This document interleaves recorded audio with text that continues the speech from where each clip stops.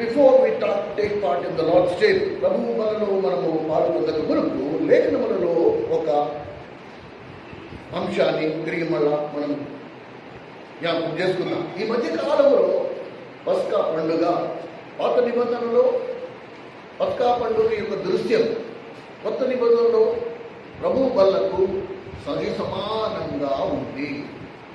పాత నిబంధనలో పస్కా పండుగను ఆచరించేవారు. కొత్త నిబంధన వచ్చిన తర్వాత అది ప్రభువు బల్ల అయింది. మనుషుల బల్ల కానీ, నీ బల్ల కానీ, నా బల్ల కానీ కాదు. ఇది దేవుని బల్ల.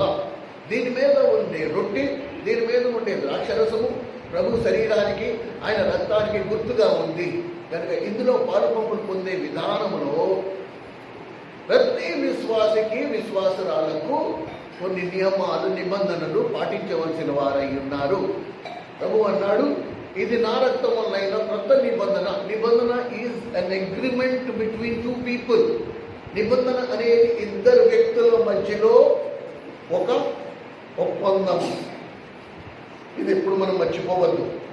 కనుక ఈ ఉదయకాలం ప్రభువు మనకి ఈ పస్కా విషయంలో నూతనంగా ఈ ఎజ్రా గ్రంథం 396వ పేజీ, ఎజ్రా గ్రంథం 6వ అధ్యాయం, ఎజ్రా గ్రంథం 6వ అధ్యాయం 19వ వచనం నుండి 22వ వచనం వరకు గమనించగలరు. చెరలో నుండి విడుదల నొందిన వారు ఆచరించిరి. యాజకులను, లేవీయులను తమను తాము పవిత్రపరచుకుని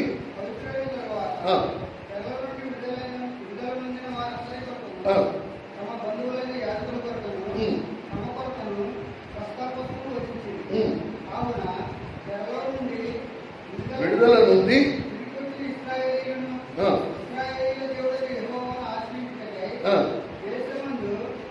అన్యజనులలో అపవిత్రత నుండి తమను తాము ప్రత్యేకపరచుకుని వారందరూ వచ్చి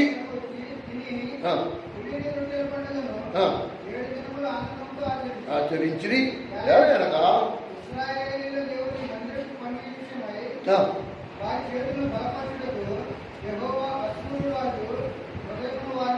వారి వైపు త్రిప్పి వారి సంతోషం చింపజేసను. ప్రభు సాయం కొరకు వచ్చిన ప్రార్థన చేస్తున్నా. ప్రేమ కలిగిన మా తండ్రి, నమ్మకమైన మా ప్రభు, నీవు జీవము కలిగిన దేవుడవు. నీ మాటల్లో జీవము. చదవబడిన లేఖన భాగములు 5 రొట్టెలు 2 చేపలు గురించి మీరు అనేకులకు పంచిపెట్టినట్టు ప్రభువా మాకు అర్థమయ్యే భాషలో వీటిని మాకు బోధించండి, మా అందరికీ వివరించండి. వీటి నుండి మేము నేర్చుకోవాల్సిన పాఠాలు మాకు నేర్పించండి. మా అందరికి వెలుగలుగా చెవులు గ్రహించే హృదయములు దాయించండి. ఏదో ఆచారముగా, అలవాటుగా నీ బలను సమీపించడం కాదు, కానీ శిక్ష మీది కలుగుటికై మీరు త్రాగుతున్నారు, మీరు హెచ్చరిస్తున్నారు. ఆ శిక్ష మాకు వద్దు కనుక ప్రభు, మాలో ప్రతి ఒక్కరికి భయం, వణుకు పుట్టించారు. మీరు మాట్లాడుతుండగా భూమి మీద మేమందరము మౌనంగా ఆసక్తితో శ్రద్ధగా నీ వాక్యము వినడానికి మమ్మల్ని ఆయుధపరచమని యేసుక్రీస్తు వారి పరిశుద్ధమైన నామములో ప్రార్థించేస్తూ వేడుకుంటున్నాము తండ్రి, ఆమేన్. ఈ చదవబడిన లేఖనము ఎవరైతే మన మందిరములో బబులోను నుండి యెరూషలేము ప్రయాణం ఆ సమయంలో ఉన్నారో వారందరికీ బాగా పరిచయం ఈ వాక్య భాగం. ఇశ్రాయేలీయులు దేవుని మాటకు అవిధేయులై ఉండటం వలన దేవుడు వారిని బబులోను చెరకి 70 సంవత్సరాల శిక్ష పొందడానికి అప్పగించారు. అనగా బబులోను వారు వచ్చి యెరూషలేములో ఉండే మందిరము పునాదులతో సహా పెళ్లగించి యెరూషలేములో ఉండే దేవుని ప్రజలందరినీ తీసుకుని చెరపట్టి బబులోనికి తీసుకెళ్లారు. 70 సంవత్సరాలు వీళ్ళు వెట్టి చాకరీ చేసి ఆ 70 సంవత్సరాలు పూర్తయిన తర్వాత దేవుడు వారిని బబులోను చెర నుండి విడిపించి తిరిగి యెరూషలేముకి తీసుకొచ్చిన సందర్భం. ఆ యెరూషలేము తీసుకొచ్చిన తర్వాత కూడా అక్కడ దేవాలయం కట్టడానికి అడుగడుగునా వారికి ఎదురు దెబ్బలు, అడుగడుగునా వారికి వ్యతిరేకత, అడుగడుగునా వారికి ఎదిరింపులే ఉన్నాయి. అయినా సరే దేవుడు వారికి తోడై ఉన్నందున ఎంతమంది అయితే దేవుని మందిరం కట్టడానికి తమ నడుములు బిగించుకుని పూనుకున్నారో వాళ్ళ శక్తి సామర్థ్యానికి మించిన పని కేవలము దేవుని మీద వారికి ఉన్న నమ్మకాన్ని బట్టి వాళ్ళందరూ దేవుని మందిరాన్ని కట్టుకోవడానికి ముందుకొచ్చారు. అట్టి వారు లేఖన ప్రకారంగా దేవుని మందిర నిర్మాణం పూర్తయిపోయిన సందర్భంలో ఆ మందిర ప్రతిష్ఠ కూడా పూర్తయిపోయింది. ఇప్పుడు మందిర ప్రతిష్ఠ అయింది. యెరూషలేములో బబులోను చెర తర్వాత యెరూషలేములో కట్టబడిన మందిర ప్రతిష్ఠ పూర్తయిన తర్వాత సందర్భంలో ఇది ఆ దేవాలయంలో మొట్టమొదటి పస్కా అనగా మొట్టమొదటిసారి బలను ఆచరించడం సందర్భం ఇది. ఇక్కడ మనం గమనిస్తే వీళ్ళు ఎంత ఆనందంగా దాన్ని ఆచరించారు. మహిమాయుక్తమైన తన దేవుడిని జ్ఞాపకం చేసుకుంటూ విజయోత్సవం వాళ్ళకి కలుగు చేసిన విజయం, ఎన్ని ఎదిరింపులున్నా సరే, ఎన్ని ప్రతికూలమైన పరిస్థితులున్నా సరే దేవాలయం అయితే కట్టబడింది. మన మందిరం కూడా మనం అనేక పర్యాయములు మనకి కట్టుకోవడానికి స్తోమత లేదు, కట్టుకోవడానికి డబ్బులు లేవు. అయినా సరే దేవుడు సంకల్పం చెప్పడం ఉదయకాలం పరిశుద్ధాత్మ దేవుడు ఆ సందర్భాన్ని తీసుకొచ్చాడు కనుక ఆ సందర్భాన్ని జ్ఞాపకం చేసుకుంటూ ఈ అంశాన్ని చదివినప్పుడు దేవుడు ఇవే పరిస్థితులు, ఇక్కడ కూడా అదే పరిస్థితులు. కట్టడానికి వాళ్ళ దగ్గర డబ్బులు ఏమీ లేవు. వాడు బబులోని కట్టుబట్టలతో విడి దేవుని యెరూషలేముకి వచ్చారు. ఐగుప్తు నుండి బయలుదేరిన 6 లక్షల మందిలో బబులోన్ నుంచి బయలుదేరేటప్పటికి ఎంతమంది ఉన్నారు? 48,000 మంది మాత్రమే. ఈ 48,000 మంది కోరుకుంటే వాళ్ళ దగ్గర ఏమీ లేవు. ఐగుప్తు నుంచి వచ్చేటప్పుడు వాళ్ళు మొయ్యలేనంత బంగారం తెచ్చుకున్నారు. బబులోన్ నుంచి వచ్చేటప్పుడు వీళ్ళ దగ్గర కట్టుబట్టలు తప్ప ఏం లేవు. కానీ దేవుడు చేసిన కార్యం అష్షూరు రాజును వారి వైపు, అష్షూరు రాజు హృదయము వారి వైపు త్రిప్పగా దేవుడు రాజుల హృదయాలను నీటి కాలువలుగా మరణించగలడు, మార్చగలడు. ఎవడైనా సరే మొండిగా నేను ఒప్పుకోను అంటా సరే నువ్వు దీనంగా ప్రార్థన చేస్తే చాలు, దేవుడు వాడి రాత్రి హృదయాన్ని మెత్తని హృదయంగా మార్చగలడు. వీళ్ళు అలాగే ప్రార్థన చేశారు. ఎప్పుడైతే వీళ్ళు ప్రార్థన చేశారో బబులోను నుండి యెరూషలేముకు వచ్చిన తర్వాత వాళ్ళ దుస్థితి చూడండి.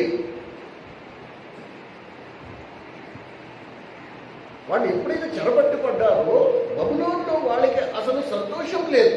బబులోనులో సీయోను పాటలు పాడుకునే అవకాశం లేదు. బబులోనులో పస్కా ఆచరించడానికి వీలు లేకపోయింది. బానిసలుగా వెళ్ళారు వీళ్ళు. బబులోను వీళ్ళు ఏమీ చేయలేకపోయారు కనుక ఏం చేశారు? నది తీరమున కూర్చుని వారు బిగ్గరగా ఏడ్చిరి. 137వ కీర్తన మొదటి వచనములో ఈ మాట ఎంత స్పష్టంగా రాసిందో చూడండి. 137వ కీర్తన మొదటి వచనం. 137వ కీర్తన మొదటి వచనం.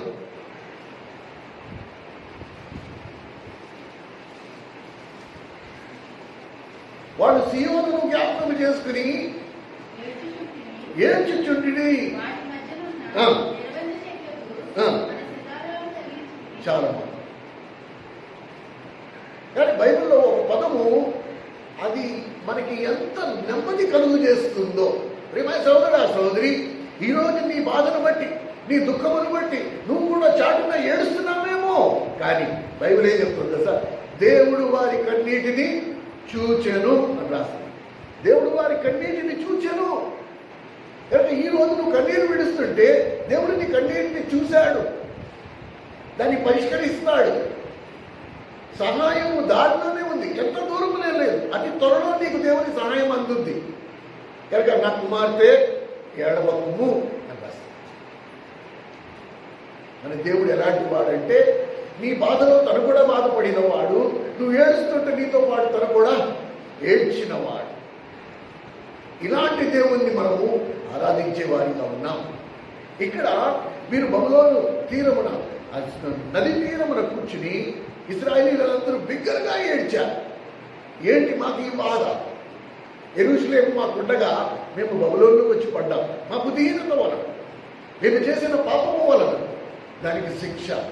ప్రియమైన సహోదరా సహోదరి, మీకు ఒక మాట చెప్తా.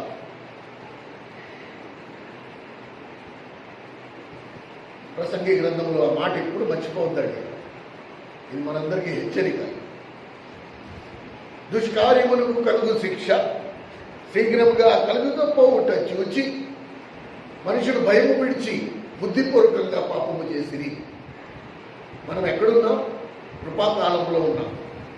కనుక కృపకాలంలో దేవుడు శిక్ష విధించే ముందు కొంచెం సమయాన్ని ఇస్తాడు. సమయాన్ని ఇచ్చాడు, శిక్ష రాలేదు కదా అని నేను ఇంకా రెచ్చిపోతే శిక్ష కేవలం ఇప్పుడు రాలేదు కానీ రావడం పక్కా. గ్యారంటీగా పనిష్మెంట్ అయితే గ్యారంటీగా, శిక్ష మాత్రం నువ్వు నేను అనుభవించాల్సిందే. అది కూడా మొదటి కొరింథీయులకు రాసిన పత్రిక 11వ అధ్యాయం 31వ వచనం రాసింది. మీరు లోకంతో పాటు శిక్షావిధి మీకు కలగకుండానట్టు ఇప్పుడు మనం ఆయన చేత శిక్షింపబడుచున్నామని రాసింది. ఎంత స్పష్టం! శిక్ష మాత్రం గ్యారంటీ. ఇక్కడ మనం గమనించాల్సింది ఏంటంటే, ఈ బల దగ్గరికి మనం రావడానికి కారణం ఏంటంటే, ఆ మహిమాయుక్తమైన దేవుడిని జ్ఞాపకం చేసుకోవడానికి, ఆయన మరణాన్ని జ్ఞాపకం చేసుకోవడానికి, ఆయన సాతాను మీద మనకి కలుగు చేసిన విజయాన్ని జ్ఞాపకం చేసుకోవడానికి. ఆ మహిమాయుక్తమైన విజయం మనకి దయచేసినందున వాటన్నిటిని జ్ఞాపకం చేసుకుని, ఆయన మరణాన్ని జ్ఞాపకం చేసుకుని ఈ బలలో మనం పాలు పొందడానికి వచ్చాం. అయితే మనలో పాలు పొందక ముందు ఇక్కడ ఎజ్రా గ్రంథంలో 6వ అధ్యాయంలో మనం చదివిన 6వ అధ్యాయంలో మనం చదివిన ఈ మాటలు వాళ్ళ సిద్ధపాటు ఎలాగుందో గమనించండి, చాలా జాగ్రత్తగా గమనించండి. వాళ్ళు ఎలా సిద్ధపడ్డారు? చెరలో నుండి విడుదల నొందిన వారు మొదటి నెల 14వ దినమున పస్కాను ఆచరించిరి. ఎలా ఆచరించారు? యాజకులనైతే ఏంటి, లేవీయులనైతే ఏంటి, సేవకులు అవ్వచ్చు, పెద్దలు అవ్వచ్చు, విశ్వాసులు అవ్వచ్చు, ఎవరైనా సరే నియమం అందరికీ వర్తిస్తుంది. అందరూ ఎలా ఉండాలంట, ఎలా జాగ్రత్త పడాలంట, బలలో పాల్పొందక మునుపు. ప్రియమైన సహోదరా సహోదరి, ఎటువంటి జాగ్రత్తలు నేను తీసుకోవాలి? అప్పటి దినాలలో, పాత నిబంధన కాలంలో శిక్ష చాలా తీవ్రంగా ఉంది. ఏమాత్రం అనాలోచనలను బలలో పాలు పొందినప్పుడు రాళ్ళు నుండి చంపమని శిక్ష ఉంది. కాబట్టి వాళ్ళు భయపడిపోయేవారు, వాళ్ళు వణికిపోయేవారు బల దగ్గరికి రావడానికి, పస్కాలో పాలు పొందడానికి వాళ్ళు ఎంతో భయపడిపోయేవారు. కనుక ధర్మశాస్త్ర కాలంలో వాళ్ళు నిజమైన భయం కలిగి ఉన్నారు. మనం కృపాకాలంలో ఉన్నాం కాబట్టి దేవుడి మందిరం అన్నా, దేవుని బల్లన్నా, దేవుని వాక్యం అన్నా, దేవుడి హెచ్చరిక అన్నా మనకి ఏ భయము లేదు. We don't fear God at all. కనుక వీళ్ళు ఎలా పవిత్రపరుచుకున్నారు అని చూస్తే, చెరలో నుండి విడుదల నొందిన వారందరి కొరకును, తమ బంధువులైన యాజకుల కొరకును, తమ కొరకును వధించిరి. కావున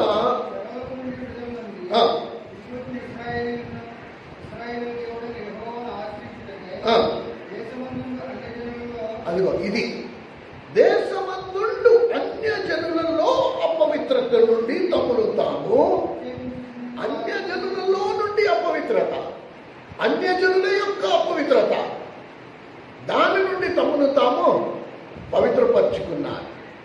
మనం ఎక్కడుంటున్నాము? అన్యుల మధ్యలో ఉంటున్నాము.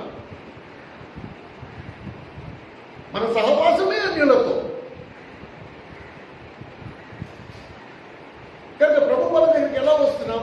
చాలా నిర్లక్ష్యంగా, చాలా సునాయాసంగా, ఏమీ లేనట్టు కళ్ళగద్దుకుని, గోధుమ పిండి చేసి రొట్టి ముక్కే కదా నోట్లో వేసుకోవచ్చు, అది ద్రాక్షరసమే కదా తీగా ఉంటుంది, గొద్దులో వేసుకోవచ్చు.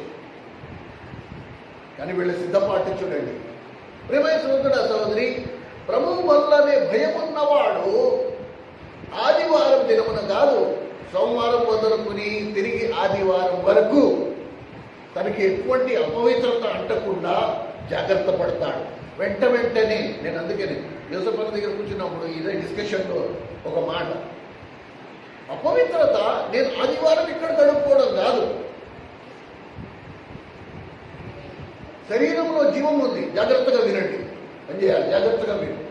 ఈ శరీరంలో ప్రాణం ఉంది, అందుకే నీకు కాలికి ముళ్ళు గుచ్చుకుంటే ఏం చేస్తున్నావు? నువ్వు వెంటనే తీసేసుకుంటున్నావు. నీ స్పందన ఒక చిన్న ముళ్ళు అరికానికి గుచ్చుకుంటే నువ్వు వెంటనే స్పందిస్తావు, దాన్ని వెంటనే తీసుకుంటున్నావు. కానీ మన ఒంటికి అపవిత్రత అంటితే, మన చేతులకి అపవిత్రత అంటితే, మన కళ్ళకి అపవిత్రత అంటితే, మన నోటికి అపవిత్రత అంటితే, మన చెవులకి అపవిత్రత అంటితే, మన మాటలో అపవిత్రత ఉంటే, మన తలంపులో అపవిత్రత ఉంటే, నా ఉద్దేశంలో అపవిత్రత ఉంటే, నా వైఖరిలో అపవిత్రత ఉంటే, వీటి విషయంలో మన స్పందన ఎలా ఉంది? దాన్ని మనం సీరియస్గా తీసుకుంటామా? తీసుకోవట్లేదు. ఎందుకంటే మన శరీరం అంతా ఎక్కువ బలంగా ఉన్నాం, ఆత్మయందు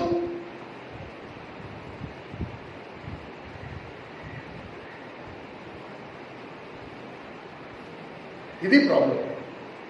కానీ ఏం నేర్చుకోవాలా? ప్రభువా, నువ్వు నన్ను ఆత్మయందు బలపరచు. దిక్కుమాలిన శరీరం ఏముంది, దీనికి రోగాలు వస్తూనే ఉంటాయి. ఎంత నేను జాగ్రత్తగా ఉన్నా దీనికి అపవిత్రత అంటుకుంటూనే ఉంటుంది. నేను లోపల పవిత్రపరచబడితే బయట ఆటోమేటిక్గా పవిత్రమైపోతుంది. ప్రభు అన్నాడు, మీరు గిన్నె వెలుపల శుభ్రం చేసేవారిగా ఉన్నారు, లోపల ఎంగిలి అలాగే ఉంది. కనుక నేను ఎందుకు వచ్చా? నా పరిశుద్ధాత్మను ఎందుకు పంపా? ఇవి ఏం చేస్తాయి? లోపల నుండి శుభ్రం చేస్తే బాహ్యము దానంతట అదే శుభ్రమైపోతుంది, పరిశుద్ధపరచబడుతుంది. ఇది చాలా ముఖ్యమండి, ఇది చాలా ముఖ్యం. ఒక తప్పుడు ఆలోచన వచ్చింది, ఆలోచన వచ్చిన వెంటనే నువ్వు దాన్ని గ్రహించావు, ఈ ఆలోచనే తప్పు అనే సంగతి నీ ఒక్కడికే తెలుసు. నీ కట్టుకున్న నీ భార్య కానీ నీ భర్త కానీ ఆ విషయం నీకు ఆలోచన వచ్చిన సంగతి నీకు తప్ప మూడో కంటి వాడికి ఎవరికి తెలియదు. ఇది తప్పుడు ఆలోచన అని నీకు తెలిసినప్పుడు వెంటనే నువ్వు గదిలోకి వెళ్ళి మోకరించి, అయ్యో ప్రభువా, నేను అపవిత్రుని అయిపోయా, వచ్చే పరిశుద్ధ దినము నీ బల దగ్గరికి నేను ఎలా రాగలను అని విలవిల అలా భయము అనే ఏడుపు అది ఉంటే నువ్వు సరైన బాటలో ఉన్నావు. ఇప్పుడు ఆలోచన వచ్చేసింది, ఇప్పుడు ఏం చేయగలను? ముళ్ళైతే వెంటనే చేత్తో పీకేసుకుంటా. ఆలోచనలో పీకోకు. ఆలోచన దాని నుండి అపవిత్రత నుండి నేను విడిపించే వాడి దగ్గరికి రావాలి కదా. ముళ్ళైతే నా చేత్తో నేను తీసుకోగలను, ఆలోచన నేను ఎలా తీసుకోగలను? ఇలా ఒక బెజం పెట్టి అందులోంచి బయటికి లాగేది కాదు కదా. కనుక నేను ఎక్కడికి రావాలి? ఓ ప్రభువా, నేను అపవిత్రుడిని అయిపోయా. నువ్వు పరమ వైద్యుడివి, ఉన్న వాటిని లేని వాటిగా చేయగలిగే దేవుడవు. నా ఆలోచనతో నన్ను నేను అపవిత్రపరచుకున్నాను, నన్ను క్షమించు. అక్కడికక్కడ వెంటనే అలాగున నువ్వు ఆదివారం దేవుని మందిరానికి వచ్చినప్పుడు నువ్వు పరిశుద్ధుడిగా వస్తావు. ఎలా వస్తావు? అన్యజనుల యొక్క అపవిత్రత నుండి నిన్ను నీవు పరిశుద్ధపరచుకుని నువ్వు దేవుని మందిరం గడప దాటి లోపలికి. పాత నిబంధన కాలంలో ఎంత కఠినంగా ఉండేదో పరీక్ష, వాళ్ళకి శిక్ష ఎంత భయంకరంగా ఉండేదో. నువ్వు అనాలోచనంగా పస్కాలో పాలు పొందినా, అపవిత్రతలో ఉండి పాలు పొందినా, ఇంకొక మాట మీకు చెప్తా, ఇది ఖచ్చితంగా మీరు అందరూ వినాలి. నువ్వు బలలో పాలు పొందకపోయినా సరే, పస్కాలో పాలు పొందకపోయినా శిక్ష ఏంటి? మొత్తం ఇంటల పాదిని రాళ్ళు రువ్వి చంపడం. పాత నిబంధన కాలంలో ఒక సంఘటన, మోషే కాలంలో వాళ్ళు అరణ్యంలో ఉన్నప్పుడు అరణ్యంలో కూడా పస్కాను ఆచరించగా వాళ్ళలో కొంతమంది ఆ పస్కాలు పాలు పొందలే. జాగ్రత్తగా వినండి పాట.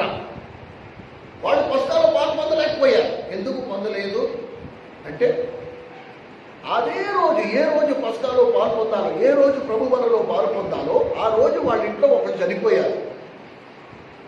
ధర్మశాస్త్రం, పాత నిబంధన ధర్మశాస్త్ర ప్రకారంగా చచ్చిన శవాన్ని తాకిన వాడు అపవిత్రుడు. నువ్వు శవాన్ని పట్టుకుంటే అపవిత్రమైపోతున్నావు. అలా అపవిత్రమైన స్థితిలో నువ్వు పస్కాలో పాలు పొందడానికి అర్హుడివి కావు. ఏమండి? అలా మరి ఇప్పుడు ప్రభు బలలో పాలు ఎలా పాలు పొందాలా? పొందకపోతే రాళ్ళు నువ్వు చంపుతారా? భయం ఉంది వాళ్ళకి. ప్రభు బలలో పాలు పొందకపోతే మేము చనిపోతాము, మాకు రాళ్ళు నువ్వు చంపేమని శిక్ష ఉంది, మేము చనిపోతాము అనే భయం వాళ్ళకు ఉంది. కనుక వాళ్ళు ఏం చేశారు? మోషే దగ్గరికి వచ్చారు. రైట్. సంఖ్యాకాండము 9వ అధ్యాయం. సంఖ్యాకాండం 9వ అధ్యాయం. Book of numbers verse 9. సంఖ్యాకాండం 9వ అధ్యాయం. పేజ్ నెంబర్ తీసుకున్నాడు చెప్పండి. 118వ పేజీ. అందరూ తీయండి, అందరూ. 118వ పేజీ. సంఖ్యాకాండం 9వ అధ్యాయం 6వ వచనం. కొందరు నరశవమును ముట్టుట వలన అపవిత్రులై ఆ దినమున పస్కా పండుగను ఆచరించలేకపోయేది. వారు ఆ దినమున మోషే అహరోను ఎదుటకు వచ్చి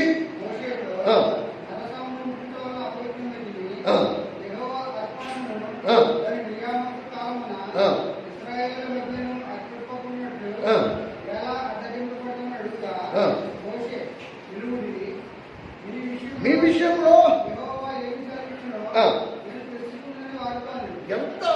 ఎంత చక్కటి క్రమం, ఎంత అద్భుతమైన క్రమం ఇక్కడ గమనించండి.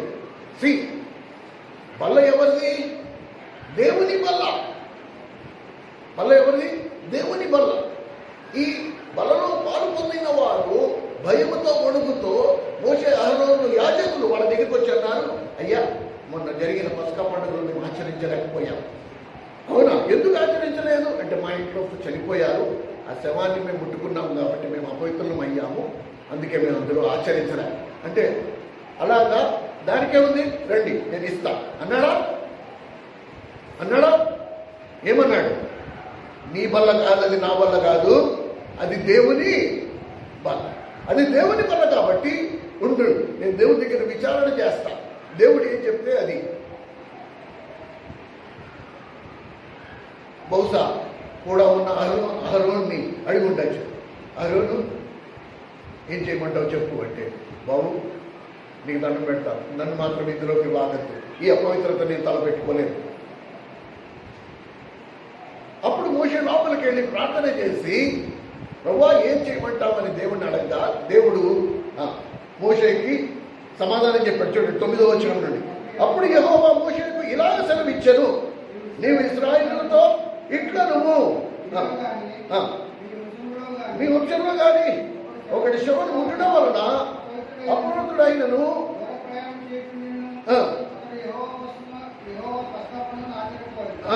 అది ఎంత ప్రేమ గలవాడు దేవుడు. వీళ్ళు వచ్చి ఒప్పుకున్నారు, వీళ్ళకి భయం ఉంది. మేము శవాన్ని ముట్టుకున్నాం, ధర్మశాస్త్ర ప్రకారంగా శవాన్ని తాకిన వాడు ప్రభు బలను తాకకూడదు, అపవిత్రత. ఇవన్నీ మీరు విని ఇప్పుడు అనుకున్నారు కనుక, ఇప్పుడు కాదు, అప్పుడే దేవుడు క్షమించేశారు.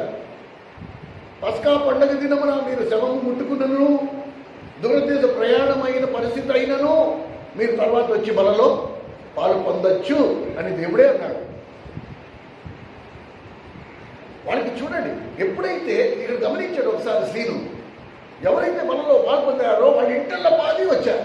వాళ్ళ ఇంటర్ల పాది వచ్చిన తర్వాత మోషే అహరోనులు డేరాలు బయట నిలబడి అడిగగా, మా బాబు నాకు తెలియదు, దేవుడు ప్రార్థన చేసి చెప్తానని లోపలికి వెళ్ళి మోషే లోపలికి వెళ్ళి ప్రార్థన చేస్తుండగా బయట వీళ్ళు ఏం చేస్తారు తెలుసా?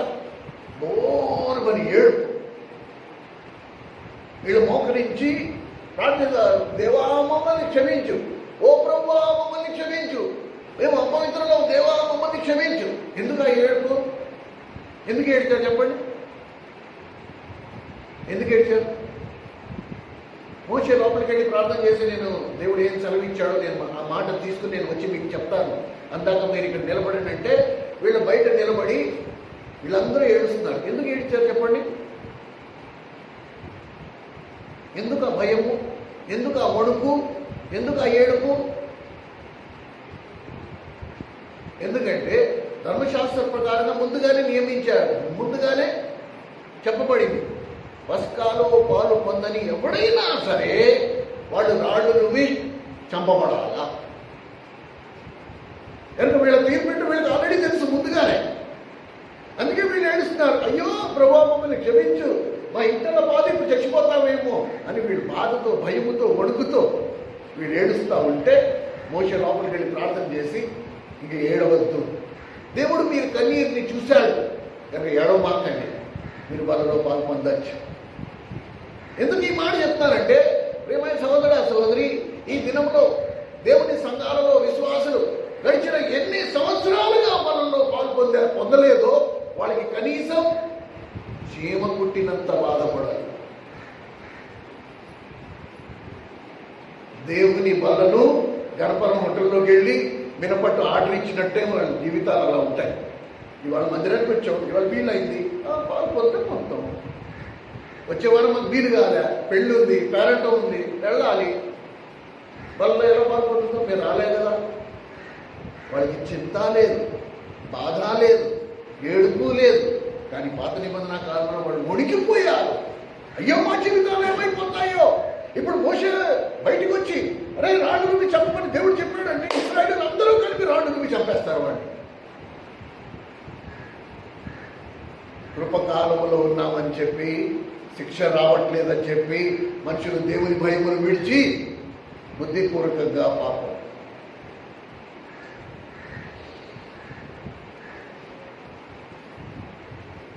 ఎంత భయంకరమైన మాట మీరు గమనించారు.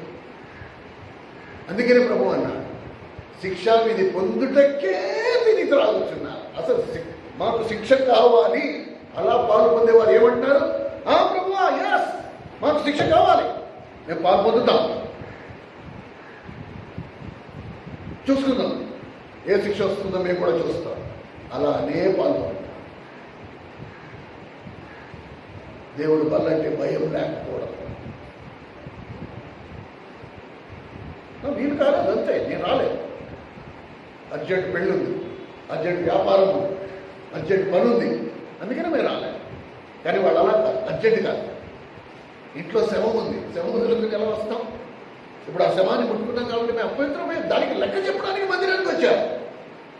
మోషే గారు మమ్మల్ని క్షమించండి, మా ఇంట్లో పోయాడు, మంచి పోవటం వల్ల మేము అపవిత్రమయ్యాం, అందుకని పసకాల పాలు పొందకలేకపోయాం, ఇప్పుడు మాకు మరణశిక్షకు మేము పాత్రలో మీ దగ్గరికి వచ్చాం, మీరు ఏం చేయమంటారో చెప్పండి, ఆ శిక్షకు మేము రెడీ.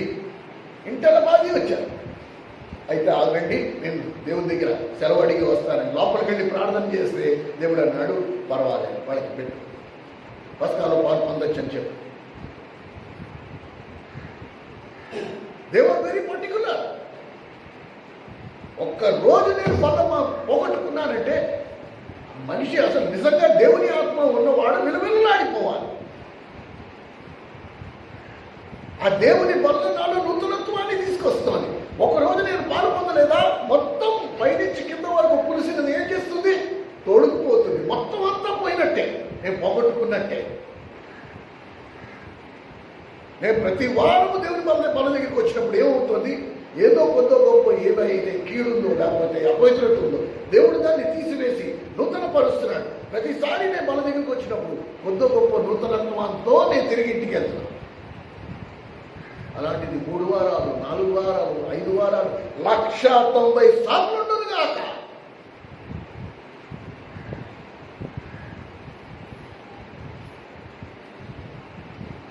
లక్ష 90 సార్లు ఉంటుంది కాక. ఎవరికి? ఇది దేవుని బల్ల, ఇది మనుషులది కాదు. జ్ఞాపకం ఉండించుకోండి. ప్రియమైన సహోదరా సహోదరి, దేవుని కృపతో ఆడుకోమాకండి. Please do not play with the grace of God. కనుక ఇక్కడ మనము ఈ విషయాన్ని కొంచెం అర్థం చేసుకోవాలి. సంఘము ఎందుకు ఇంత బలంగా చెప్పాల్సి వస్తుందంటే, ఏది మనం తరచుగా చేస్తామో అది అలవాటుగా మారిపోతుంది. అదే ప్రమాదకరం. ప్రభువు వల్ల అలవాటుగా తీసుకునేది కాదు. ఇది ప్రభువు వల్ల కనుక మనుషుల పట్ల గౌరవం ఉండక్కల్లా, మనుషులకి మీరు భయపడక్కల్లా, కనీసం దేవుడు అంటే భయము వణుకు ఈ ఇశ్రాయేలీయులకు ఉన్నట్టుగా మీరు ఉండాలి. ఇలా లేకపోతే మాత్రం మీరు శిక్షావిధి కలుగుటకే తిని త్రాగుచున్నారు అని హెచ్చరిక రాసి. వెరీ వెరీ ఇంపార్టెంట్, చాలా ఇంపార్టెంట్ ఏమండి. కనుక మనము గ్రహించవలసిన సంగతి ఇక్కడ తిరిగి అక్కడికి వద్దాం. ఎజ్రా గ్రంథం 6వ అధ్యాయం.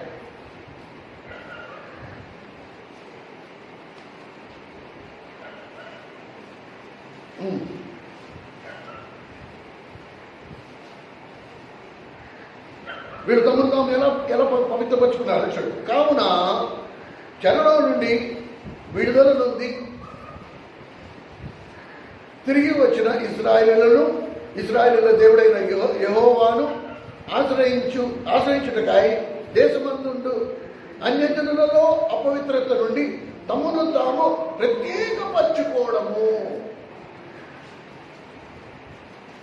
అంటే ఎప్పుడైతే నువ్వు సమాజంలో ఉన్నావో బాధ్యత నీ మీదే ఉంది. నిన్ను నీవు ప్రత్యేకపరచుకోవాలి. అన్యజనుల యొక్క అపవిత్రత నుండి నిన్ను నీవు ప్రత్యేకపరచుకోవాలి. నిన్ను నీవు వేరుగా ఉంచుకోవాలి. దేంతో పడితే దాంతో కలవద్దు.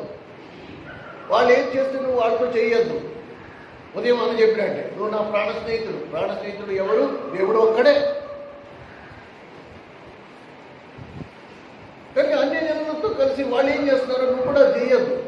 నిన్ను నీవు అపవిత్రపరచుకుంటేవా దేవుని శిక్షావిధికి గురవుతుంది.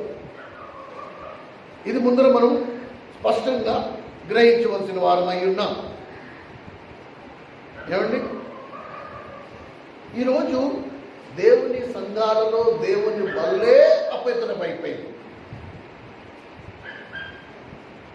ఎందుకంటే రొట్టె విరిచేవాడు, రొట్టె పంచిపెట్టే వారి విషయంలోనే ఇంత తీవ్రమైన షరతులు ఉంటే పాలు పొందే వారికి ఇంకెంత ఉంటుంది.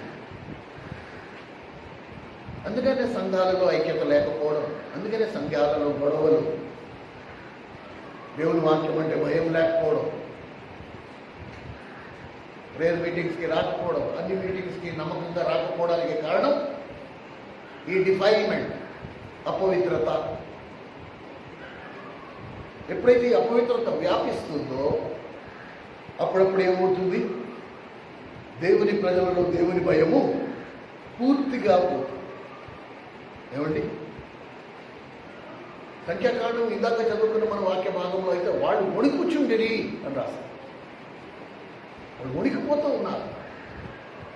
ఇప్పుడు మాకు మరణశిక్ష విధించబడుతుందేమో అని భయముతో వణుకుతూ. దేవుని భయం అంటే వాళ్ళకి చాలా స్పష్టంగా ఉండేది. వాళ్ళందరికీ దేవుని భయం ఉండేది.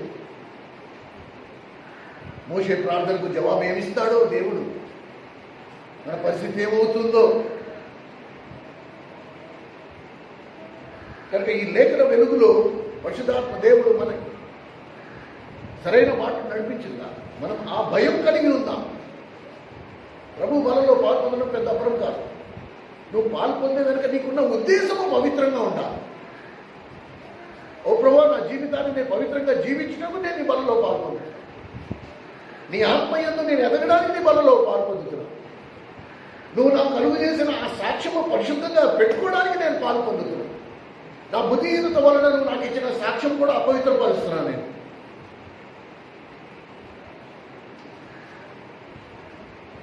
ఈ గ్రహింపు మనందరికీ ఉండాలన్నమాట. ఇదంతా దుఃఖంతో, వేదనతో నేను చెప్తాను. People are not afraid. ఒక ఆదివారం మళ్ళీ మానేస్తే వాళ్ళకి ఏం అనిపించట్లేదు. అదే ప్రాబ్లం, అదే చాలా బాధాకరం. కుటుంబాలలో అయోమయమైన పరిస్థితి ఎందుకు? వ్యాధులు ఎందుకు? బాధలు ఎందుకు? కష్టాలు దేనికి వస్తున్నాయి? వీటన్నిటికీ సమాధానం ఇది ఒకటే. ఎందుకంటే ప్రభు ఏం చెప్పారు? అయోగ్యత తిని త్రాగువాడు శిక్ష విధి కలుగుటకై తిని త్రాగుచున్నాడు. ఎందువలన అయోగ్యంగా తిని త్రాగుటం వలన మీలో అనేకులు రోగులను, అన్ని ఆ లిస్ట్ అంతా చూడు. ఇప్పుడు వ్యక్తిగత కుటుంబంలో పరిస్థితులు ఎలా ఉన్నాయో చూడు. ఎగ్జాక్ట్ సరి సమానంగా ఉంటాయి.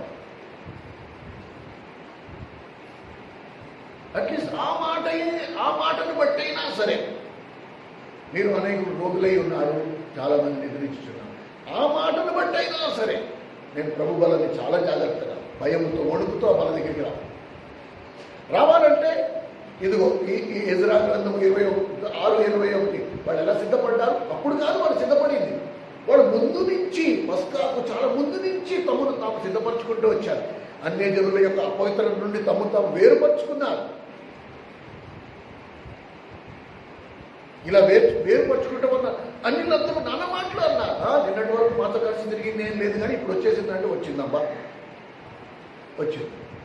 మా దేవుడు మమ్మల్ని ప్రత్యేకంగా ఉండమన్నాడు, మేము ఉంటాం అంతే, మీరు ఏమైనా అనుకోండి.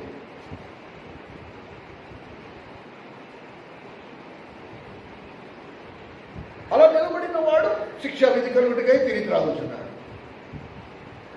నువ్వు అలా నిలబడే ఉద్దేశం నీకు లేకపోతే నువ్వు శిక్షా విధి కలుగుటకై తిరిగి త్రాగుతున్నావు. దాని పర్యవసానాలు నువ్వు అనుభవించాల్సిందే. ఈ కృపకాలంలో మనకున్న ఆశీర్వాదం ఏంటంటే దేవుని కృప మనల్ని కప్పి ఉంచింది అంతే.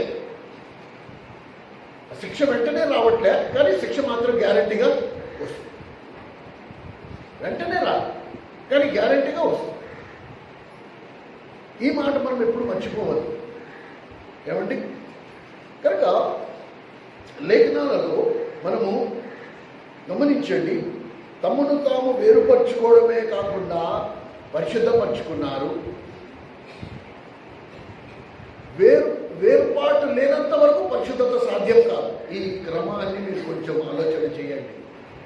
మిమ్మల్ని మీరు వేరుపరుచుకుంటేనే కానీ పరిశుద్ధపరచబడ్డం అనేది జరగదు. నేను పరిశుద్ధపరచబడిన తర్వాత నన్ను వేరుపరుచుకుంటానంటే అది వరుస క్రమం కాదు. నన్ను నేను ఫస్ట్ వేరుపరచుకోవాలి. I have to separate my self first. ముందు సెపరేషన్, దాని తర్వాత ప్యూరిఫికేషన్. నన్ను నేను ఫస్ట్ వేరుపరుచుకున్న తర్వాత పరిశుద్ధాత్మ ఇప్పుడు నన్ను పరిశుద్ధపరుస్తాడు. పరిశుద్ధపరచబడ్డం అనేది పరిశుద్ధాత్మ వలన మాత్రమే జరుగుతుంది, నా వలన కాదు. ఎన్ని కోనెట్లో మునిగినా, ఎన్ని పుణ్యక్షేత్రాలు దర్శించినా దానివల్ల పరిశుద్ధత రాదు. పరిశుద్ధపరచడం పరిశుద్ధాత్ముడు ఒక్కడికే సాధ్యం. ఆయన ఎప్పుడు పరిశుద్ధపరుస్తాడు? అన్యజనులలో నుండి నిన్ను నీవు వేరుపరుచుకుని ప్రత్యేకపరుచుకుని ఆయన దగ్గరికి వచ్చి ఆయనకి సరెండర్ అయినప్పుడు, ఆయనకి లొంగిపోయినప్పుడు అప్పుడు ఆయన నిన్ను పరిశుద్ధపరుస్తాడు. కనుక సిద్ధపాటు ఎప్పుడు మొదలవుతుంది? ఈ గడప దాటిన మొదలుకొని నిన్ను నీవు పరిశుద్ధాత్మ దేవునికి 24 గంటలు, వారానికి 7 రోజులు, సంవత్సరానికి 365 రోజులు అలా అప్పగించుకుంటా వలన దేవుడు నిన్ను పరిశుద్ధపరిచి తన పస్కాలం అనగా ప్రభు వలలో పాల్పొందడానికి సిద్ధపరిచి తిరిగి ఆదివారం దేవుని మందిరానికి వచ్చినప్పుడు ఇగో వీళ్ళు వారు మహాసంతోషము, ఎంత ఆనందమో వాళ్ళకి ప్రభు బల. ఇదే మనం చూడండి, ఇప్పుడు బలలో పాల్గొని ఇప్పుడు నేను చెప్పిన తర్వాత అందరి మొహాల్లో లేని నవ్వు తెచ్చుకుంటారు. ప్రభు బలలో పాల్పొందితే నిజంగా సంతోషం అన్నప్పుడు మన మందిరంలో ఒకసారి చూడండి, కావాలంటే నేను గడిచిన ఆదివారం ఈ వీడియో ఉంది, రికార్డ్ అయ్యింది మన దగ్గర. మీరు చూడండి, ఆదివారం బలలో పాల్పొందిన తర్వాత ఎంతమంది సంతోషంగా ఉన్నారు, ఎంతమంది ముఖాలు నవ్వుతో ఉన్నాయి, ఎంతమంది ముఖాలు మాడిపోయి ఉన్నాయి. ఇందులో బొమ్మలు కనబడతాయి. కానీ వీళ్ళు అలా లేరు. వీళ్ళు మహానందముతో పస్కాలు ఆచరించి మహానందం, సంతోషం. దేవుని బలలో పాల్పొందినప్పుడు నాకు అదనంగా దొరికింది ఏంటి? దేవుని సంతోషం నాకు దొరుకుతుంది. ఆయన ఆనంద ప్రవాహములో నుంచి త్రాగే అనుభవం నాకు వస్తుంది. ఆయన సన్నిధిలో నిత్యమైన సుఖములను, సంపూర్ణ సంతోషం, కొద్ది సంతోషం కాదు. కానీ ఆ సంతోషం ఏది? దేవుని బలలో పాల్పొందిన వారు నిజంగా ఆ సంతోషం ఉందా? లేదు అంటే నువ్వు బలలో పాల్పొందడం అబద్ధం. సిద్ధపాటు లేకుండా ప్రభు బలలో పాల్పొందుతున్నట్టే. ఈ మాట మనం కొంచెం ఉపన్యాసం చేసుకోవాలి. ఈ వాక్యానికి నేను ప్రభు బలలో పాల్పొందడానికి వ్యత్యాసం ఉంది. దట్ మీన్స్ ఈ ప్రభు బలలో పాల్పొందడం కరెక్ట్ కాదు. అయితే లోపం ఎక్కడుంది? నా ఆత్మీయ జీవితంలో లోపం ఉంది. ఎక్కడో నేను అపవిత్రత దాచుకునే వచ్చాను. ఆ విధంగా నేను ప్రభు బలలో చేయి వేయటం వలన నా మూలంగా ప్రభు బల ఏమైపోయింది? అపవిత్రపరచబడింది. మనలో ఒక్కడు ఉంటే చాలు, ఆ పవిత్ర సంఘం అంతటికి అంటుకోవడానికి సరిపడదు. మనలో ఒక్కడు అయోగ్యంగా పాల్పొందితే చాలు, ఆ శిక్ష మొత్తం సంఘానికి వస్తుంది. అందుకే ప్రభు బల విషయంలో తేలిగ్గా చురుకనగా ఉండద్దు. సత్యం గ్రహించిన తర్వాత మీరు బాప్తిస్మంలో సాక్ష్యం ఇచ్చిన తర్వాత ప్రభు బలలో పాలు పొందకపోతే మీ స్వార్థం అనేది స్పష్టంగా గోడకి కొట్టొచ్చినట్టు కనబడుతుంది. సత్యం ప్రకటింపబడింది, సత్యం గ్రహించే దేవుడు వివేచన మీకు ఇచ్చాడు. అది గ్రహించి కూడా ఒకవేళ నేను ఆ బల్ల దగ్గరికి రాను అంటే దాని పర్యవసానాలు ఎలా ఉన్నాయో మీకే తెలియాలి. కనుక మనం అందరం ప్రార్థన చేసుకుందాం. ఈ అనుభవంతో ప్రభు వలలో పాల్గొనడానికి సిద్ధపడదాం. భయం అనేది ఒకటి చాలా అవసరం.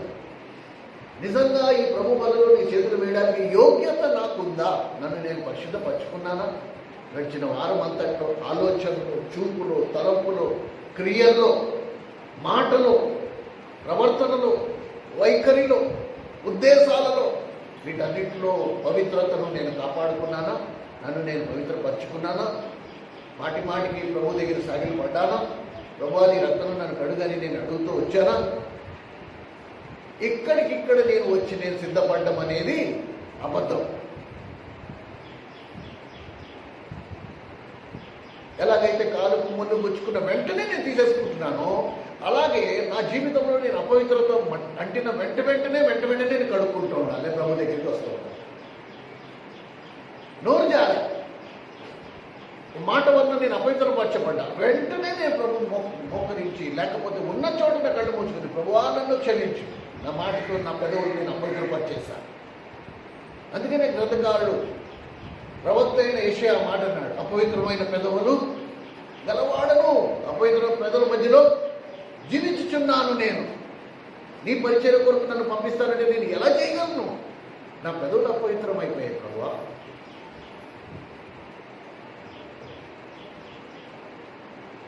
దేవుని పరిచర్య విషయంలో ప్రవక్తలకు ఎంత భయం!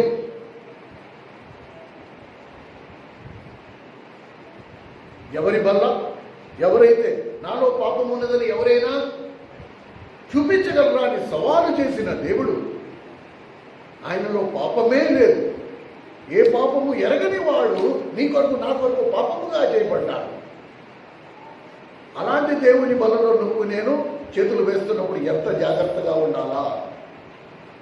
మన వాళ్ళు ఎంత జాగ్రత్త పెట్టుకోవాలి?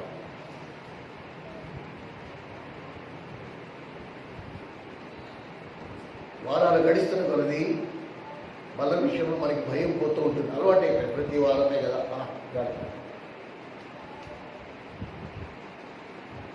ఎక్కువ శిక్ష మాకు, దాన్ని విరిచేవాడికి, దాన్ని పంచిపెట్టేవాడికి, వాళ్ళకి ఎక్కువ శిక్ష తీసుకునే వాళ్ళకంటే.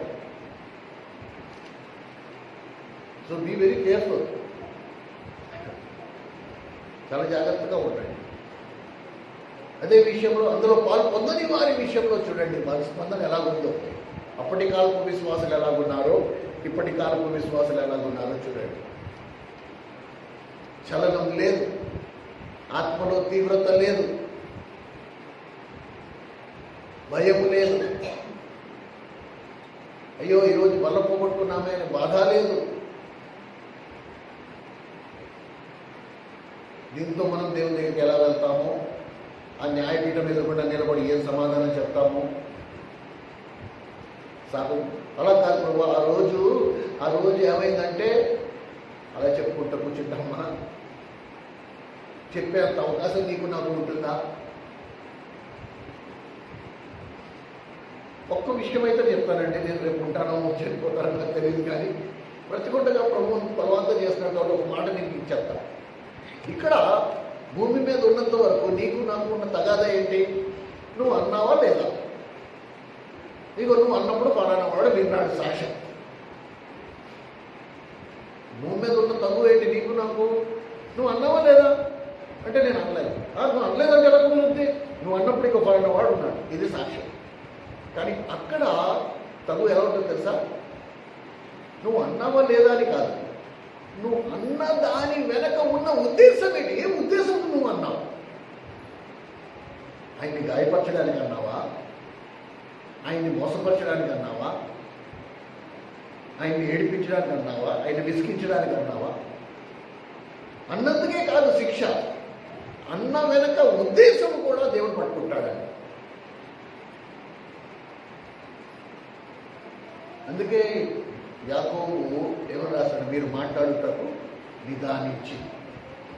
మీరు మాట్లాడకండి, మీ క్షేమం ఎక్కువ, అధిక శిక్ష నుండి తప్పించుకుంటారు, మిమ్మల్ని మీరు కాపాడుకుంటారు.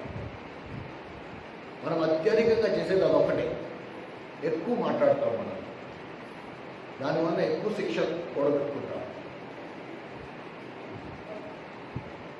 ప్రార్థన చేసుకుందాం. దయచేసి అందరూ మోకరించండి.